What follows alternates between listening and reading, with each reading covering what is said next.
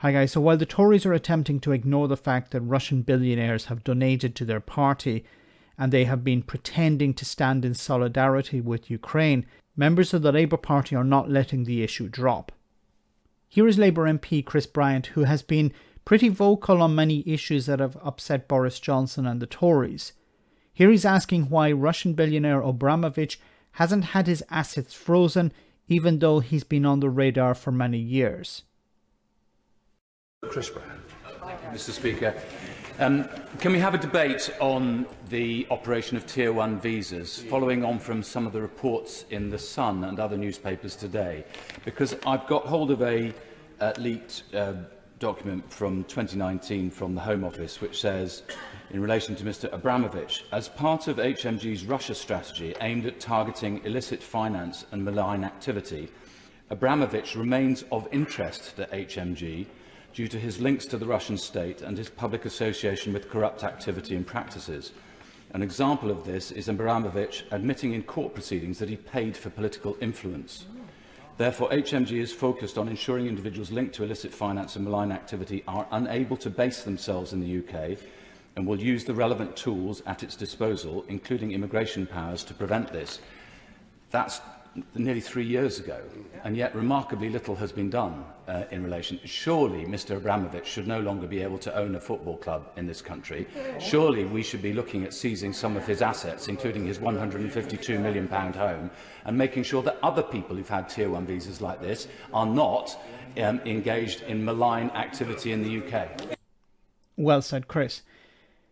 You know, Abramovich has said himself that he paid for influence. This completely blows out of the water the argument that Tories have been saying that, well, you know, these people have donated to the Conservative Party because they were afraid that Jeremy Corbyn would get in. No, they paid for influence, like most people who pay the Conservative Party for influence, either contracts or influence.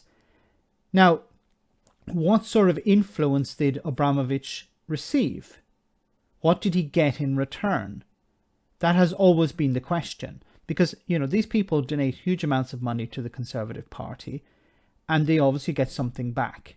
What did they get? What did Abramovich in particular get here? Why has he not been sanctioned? And why has his assets not been frozen? Why have they not been seized?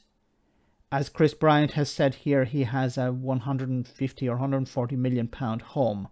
Why hasn't that been seized? You know, these are people of interest. Doesn't mean it's taking his home away completely, but you freeze it and investigate how he got that money, what his connections are to Putin and the Kremlin, and what influence he has over the Conservative Party or Boris Johnson. I think this is very important for people to know. And if something illegal has happened, then Abramovich should be arrested. He should be put in prison.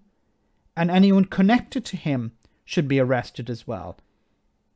No matter what level they are in government. But unfortunately, as we know, that's not going to happen. But at least it should be exposed. It should be presented so that the public can have a better understanding of exactly what's going on behind closed doors. Who is donating to the Conservative Party and what they're getting in return. Let me know in the comment section, guys, what you think about all of this. As always, your comments are greatly appreciated. Thanks a lot.